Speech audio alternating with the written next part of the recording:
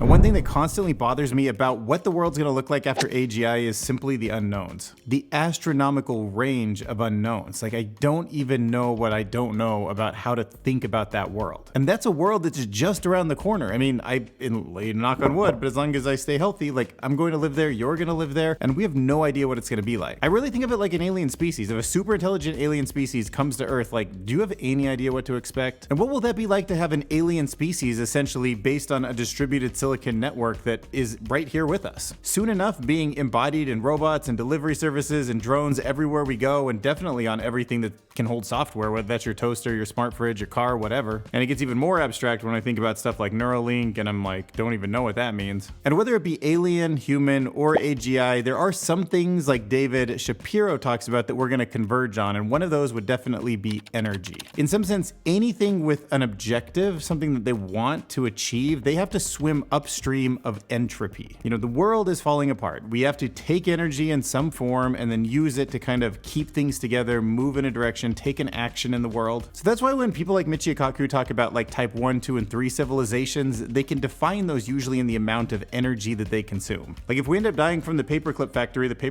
is gonna need energy. So that's what we're gonna talk about in this video. There's this new crystal structure that can be applied to solar panels, which can make them way more efficient. And once you have that energy, you've got to store it, and there's a bunch of promising ways that we can improve battery technology. Okay, so let's start by talking about this video, which kind of kicked off all these thoughts in my head. And this is David Shapiro's video. It's called Energy Hyperabundance, Solar Fusion, Geopolitics, and AI. So he lists out all the different technologies that we have that we can actually collect energy from, and then ranks them which one can get us to a world of hyperabundance. And the big takeaway is that if we want as little conflict with artificial intelligence as possible, we need fusion. And we need fusion energy now. We need to build it as fast as possible. We need to put it everywhere. And even though that should be the main goal, along with a much more robust energy grid, we should keep investing in solar just because the sun has such an abundance of energy, and also think a lot about thorium reactors. And even though thorium's not fusion, it's still fission, the byproduct is much safer. So in this article, Brandon Williams talks about how our fusion moment has arrived and we can't afford to let it pass. So the good news is that the House Science Energy Subcommittee hearing on fusion made it clear to the world that this process that powers our sun is achievable here on Earth. And we need two things. One is to get it up and running, but also it's time to start upgrading the energy grid. Let's assume that in 5 or 10 years, these things do come online. Like those overhead power lines, they're okay, but you know they need an upgrade. And luckily for the European and American governments, they actually funded a lot of this research, so credit to them. Look, I just don't think it was a waste of money. I know these things are super bloated, but honestly, the National Ignition Lab has unlocked secrets of the universe that we are now going to use for practical means. Superconducting materials, plasma physics, they are coming together now to make it so we can actually use fusion. Did you know that there's 2 different types of fusion reactors out there that are competing to be the first one to market? So one design is called the Stellarator and the other one's called the Tokamak. So they're both fusion, they both use magnetic fields to contain plasma. And the key difference lies in the way that the magnetic field is actually built, which contains that donut-like plasma. The Tokamak has the advantage of maintaining a very high plasma temperature. And the downside is it's got a pulsed nature to heat it up, and that leads to some instabilities. Now, on the other hand, the Stellarator, which is a more complex system to build overall, has the advantage of a continuous operation of the plasma torus. And no, you're not the only one that's thinking about how this kind of is reminiscent of the AC-DC debate of electricity. Ugh, nothing's new again in this world. So here's maybe a new word to you, it was to me, it's called Perovskites. And that is a material that has the same crystal structure as the mineral calcium titanium oxide. And in Will Lockett's Medium article titled, "Engineers Just Increased Solar Panel Efficiency by 250%. He explains how perovskites are the future of solar. So besides those efficiency gains, there's also a lower cost of manufacturing, partially because they can be made at room temperature, which is much more convenient. And unlike the rigid silicon solar cells, they can be made flexible. So you can like put them on clothing or wrap them around a building or whatever you want to do with them. Another cool thing is just while manufacturing, you can pick a color, which I think would just help with adoption. And that seems kind of stupid, but actually I think that will help with adoption quite a bit, because if you wrap a building and it has different color solar panels, like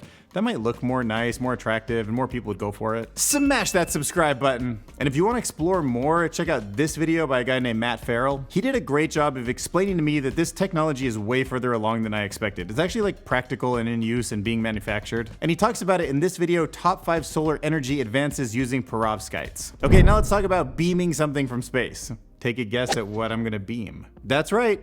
energy, the kind that can charge your cell phone and your car and all that stuff. Did you know solar panels can actually float out there in space and now beam the energy down to Earth? Yeah, this is crazy, but you can actually just put a solar panel in space and kind of twist it, and it'll just like keep spinning in just such a way that it always looks at the sun and collects like a whole bunch of energy all day long. And then you can actually transmit it to Earth using microwave waves in just such a way that you could like essentially hold up your phone and be like, beam me some energy. And it was proven by some scientists at Caltech who actually did the experiment and beamed the energy down. Solar panel in space sent energy down to the rooftop of the Pasadena campus, Caltech. Incredible. The experiment was technically known as the Microwave Array for Power Transfer Low Orbit Experiment, or just MAPLE for short. And if you're wondering like how do you just beam microwaves in one direction, well, you actually have two of them. You have them pulse in such a way that the crests like cancel out in every direction except one that gets amplified, and it works. And the test proves that the signal can survive all the things that it goes through, cloud cover and whatever else is in our atmosphere. But if you think about like military uses and random explorers that are out in these really remote rural areas and just saying like,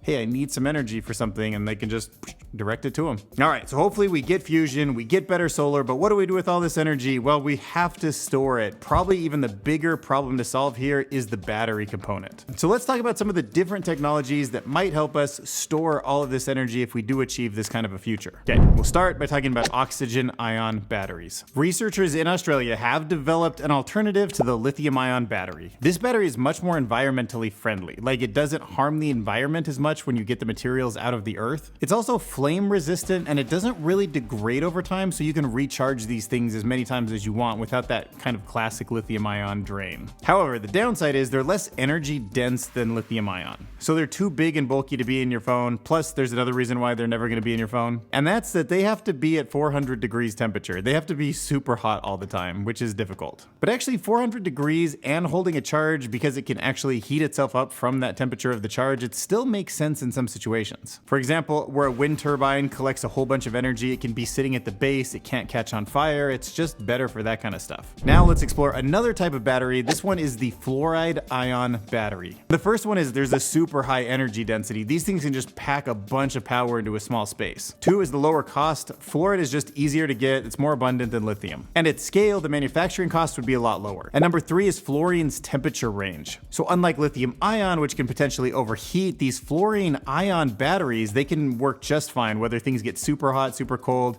So it's great if it's in a car that's either in a frozen environment or a super hot desert. Number four is the environmental impact. Fluorine is just more sustainable to source. And number five is longevity. You don't have to replace them as often. Not even close. Did you know that salt water might be the future of battery technology? Yeah, at least according to Matt Ferrell, who explains in this video how sodium chloride redox flow batteries, RFBs for short, utilize abundant elements like sodium and iron. The first benefit is that there's an abundance of this stuff. Like, we know sodium, we know iron. Second is it's really scalable. Like, it can just be a bucket of energy, or it can be a swimming pool of energy, or it can be a whole water tower of energy. The lifespan is great. You can keep recharging it over and over again. It has much better durability than lithium ion. And number four, probably the most important of the five, is that it's non-toxic. It's just safe to use. It's not flammable, and it works under normal and a range of conditions. And the fifth benefit is there's sort of this separation between power and energy. That just means power and output are really easily fixed, so you can have something that's more universal. One more battery technology for you. Let's talk about graphene, because obviously graphene's the talk of the town. The YouTube channel TechSpace made this video called "Graphene Batteries Finally Hit the Market." Graphene is emerging as a possible contender in battery technology because it's long, stable, and has some exceptional properties that none of the other batteries that we talked about have. By itself, it's a sturdy material that can also conduct electricity, meaning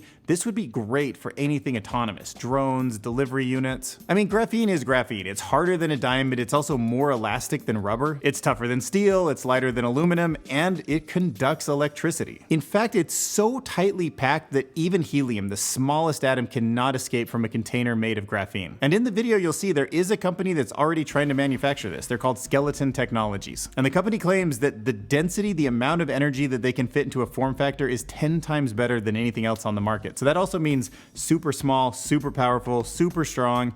There's a lot of advantages here. So now let's tie this all back to a world of artificial intelligence where AGI has the same goals as we do, which is an abundance of energy, and we don't want them to see us as taking away some of that power and need to, destroy us. Not out of malice, not out of hate, but just because like, hey, these humans are using a bunch of energy, which I need to make paper clips. So because of that, like David Shapiro talks out, energy abundance is one of the key things that we can take action on today if we want to be safer when we come to a world of AGI, ASI. And even though we should be doing lots of different things in both the battery storage and the energy collection process, if we can get to a place where fusion energy is our main focus, it's everywhere in the world, it's going to generate so much energy, so much more than we have now. And if we can get graphene batteries to the point where it's just dirt cheap, everybody has access to it, we'll be able to store such a dense amount of it in such a small space. It's flexible, it's strong. That would be ideal. And like, even if you're not on the same like worry about AI as I am, like, which is reasonable, the benefits of energy hyperabundance are just obvious from a geopolitical point of view, from a food security point of view, from a water security point of view, from an economic growth and innovation point of view. Like, if you're concerned about climate change, this will help mitigate that. If you're sick of nuclear waste products being stored in mountains, it will help with the environment. And if those aren't enough reasons, it also can help us with a peaceful coexistence with artificial intelligence in the future. So if you like energy, smash that subscribe button.